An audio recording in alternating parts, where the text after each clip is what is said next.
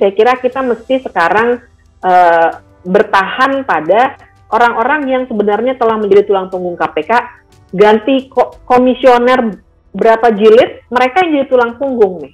Ya, orang-orang yang sekarang sedang disingkirkan dengan tes wawasan kebangsaan yang ini kan pelemahan bukan yang pertama begitu. Jadi upayanya itu sudah berkali-kali. Ini cicak buaya 4.0 nih gitu ya.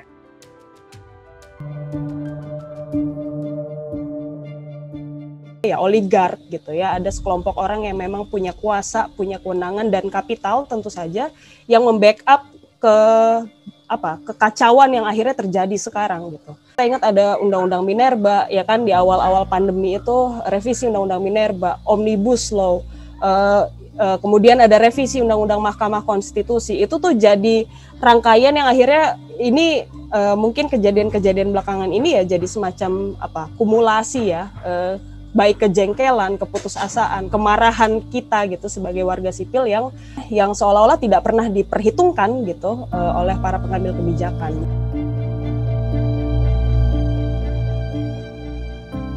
Yang terjadi pada saat ini adalah oligark itu sudah terkonsolidasi kekuatannya. Nah sekarang nih mereka udah tinggal panen, ya udah tinggal nangguk nih. Sebenarnya dari 2000, menurut saya sih dari 2016, 2017 udah mulai sih nangguk ya. Tapi paling parah dari 2019 itu udah tinggal panen aja, petik karena udah jadi jaringannya. Ini lebih rapi gitu ya, ibaratnya main bola nih. Ini udah rapi sekali, mana strikernya, pokoknya udah cakep lah gitu.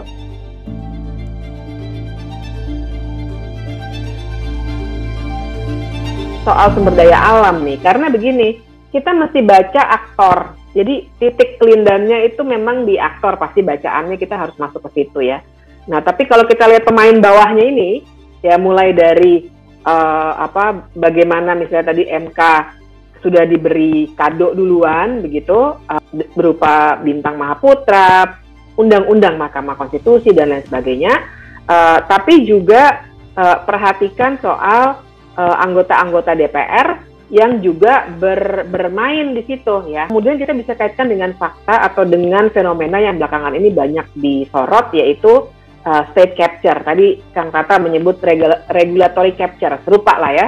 State capture juga serupa. Intinya adalah bagaimana institusi-institusi formalnya negara itu sudah ditangkap dan dipergunakan untuk kepentingan bisnis dan modal lah begitu ya. Kan mempertahankan KPK itu agar tidak direbut oleh koruptor atau oligarki, itu sebetulnya sedang mempertahankan hak kita untuk menghirup udara bersih, sedang mempertahankan hak kita agar lahan kita tidak direbut, sedang mempertahankan agar kita bisa punya KTP, sedang mempertahankan agar uang kuliah murah, uang sekolah murah atau gratis sama sekali, dan kita bisa menjangkau rumah sakit. Tapi lebih dari itu, sesungguhnya dalam pertarungan yang sekarang, pelemahan KPK atau pembajakan, pengambil alihan KPK ini juga menjadi gejala dari pelemahan demokrasi.